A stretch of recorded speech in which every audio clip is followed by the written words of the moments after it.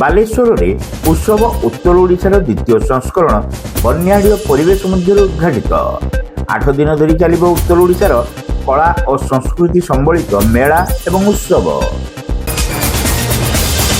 Balasore station ଛକରେ ଖୋଲିଛି 1 ଓ 2 gram gold forming jewellery showroom.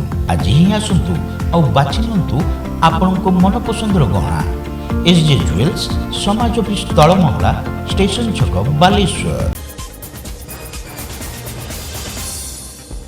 ଉତ୍ତର ଓଡ଼ିଶାର ବାଲେଶ୍ୱର, ଭଦ୍ରକ, ମୟୂରଭଞ୍ଜ ଓ କେଉଁଝର ପ୍ରଭୃତି 4ଗୋଟି ଜିଲ୍ଲାର କଳା ଓ ସଂସ୍କୃତି ସମ୍ବଳିତ ଉତ୍ସବ ଉତ୍ତର ଓଡ଼ିଶାର ଦ୍ୱିତୀୟ ସଂସ୍କରଣ ଏକ ବନ୍ୟାଢ୍ୟ ପରିବେଶ ମଧ୍ୟରେ ସ୍ଥାନୀୟ ITI ପଡ଼ିଆରେ ଉଦ୍ଘାଟିତ ହୋଇଯାଇଛି।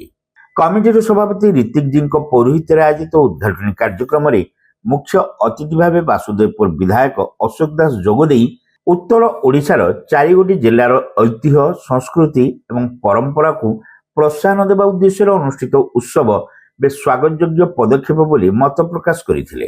ପ୍ରତ୍ୟେକ ବର୍ଷ ଏହିଭଳି କାର୍ଯ୍ୟକ୍ରମ ଦ୍ୱାରା 4ଟି ଜିଲ୍ଲାର ଲୋକଙ୍କ ମଧ୍ୟରେ ଭାତୃତ୍ୱ ଭାବ ଆଦାନ ପ୍ରଦାନ ପାଇଁ ଏକ ସୁଯୋଗ ସୃଷ୍ଟି ହେବ ବୋଲି ବିଧାୟକ ଶ୍ରୀ ଦାସ ଆଶା ପ୍ରକାଶ କରିଥିଲେ। ଓଡ଼ିଶା ନାମ କହିଲେ 4ଗୋଟି ଜିଲ୍ଲାକୁ ବୁଝାଏ। ସେ 4ଗୋଟି ଜିଲ୍ଲା ମଧ୍ୟରୁ ସର୍ବାଗ୍ରେ ରହିଛି ବାଲେଶ୍ୱର ଜିଲ୍ଲା। ବାଲେଶ୍ୱର ଭଦ୍ରକ କହିଲେ ଗୋଟିଏ ଜିଲ୍ଲା ଥିଲା, ତାହା ଥିଲା ଅବିଭକ୍ତ ବାଲେଶ୍ୱର ଜିଲ୍ଲା।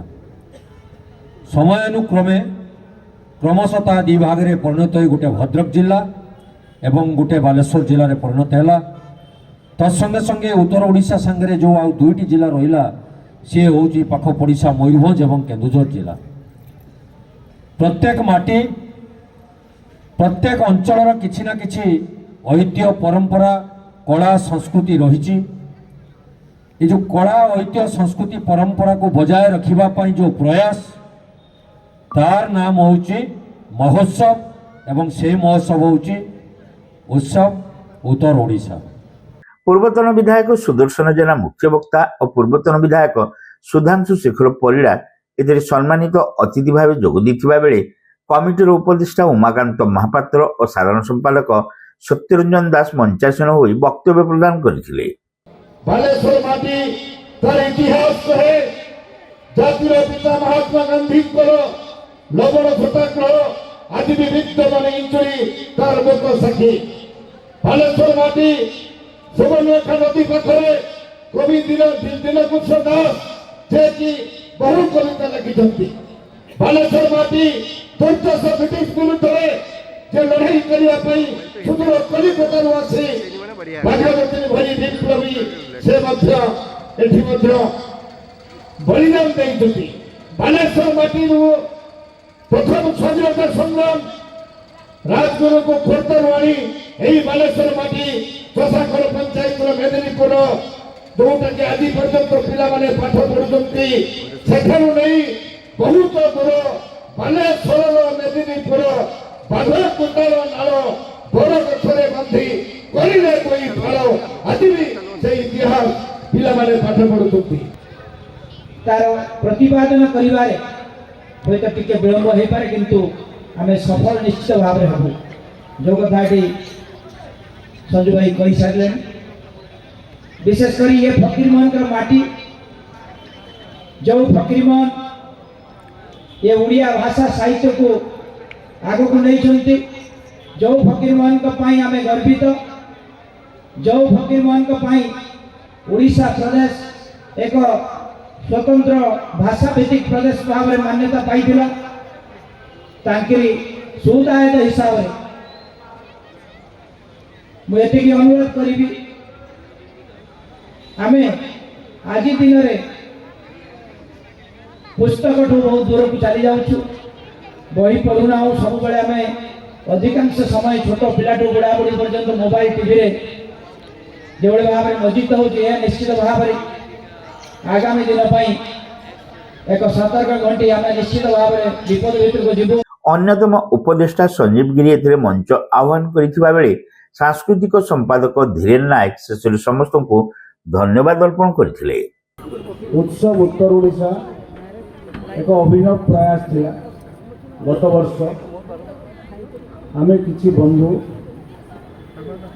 विभिन्न राजनीतिक दलर विभिन्न सामाजिक अनुष्ठान रे आम चिंता कलु जे उत्सव विभिन्न जगार हो बहु प्रकार उत्सव हो नाच गीत हो एक उत्सव करा जहाँकि आम उत्तर ओडिशा को रिफ्लेक्ट कर उत्तर ओडिशार भावावेग को रिफ्लेक्ट कर उत्तर ओडिशा बोले मयूरभंज केउंझर भद्रक बालेश्वर चारोटी जिलार ऐतिह्य परंपरा खाद्य समस्त जिनस को महापुरुष जहाँ चित्र आप देखुए सबू जिनस को एक समार करी एक कार्यक्रम को आम रूपरेख देइथिलु गत वर्ष आमे सांस्कृतिक कार्यक्रम करबा पई प्रयास आरंभ करथिलु एवं एटा गोटे अभिनव प्रयास थिला तार कारण ए धरणर आउ कोनोसी कार्यक्रम प्राय एठी हो नाही समस्ते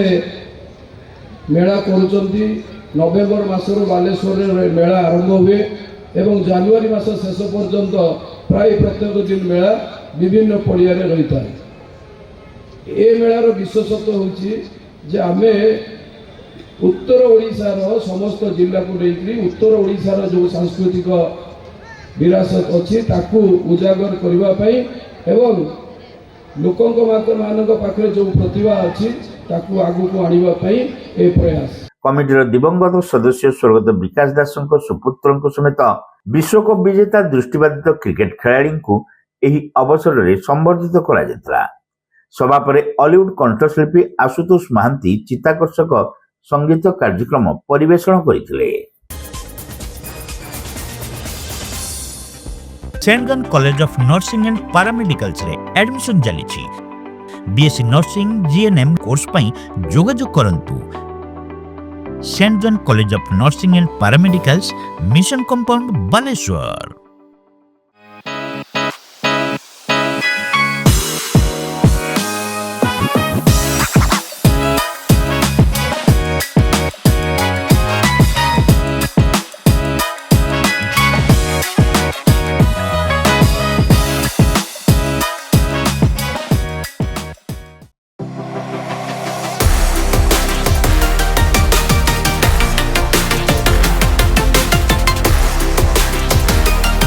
मां लक्ष्मी ज्वेलर्स विवेकानंद मार्ग चिड़िया पोलो बालेश्वर।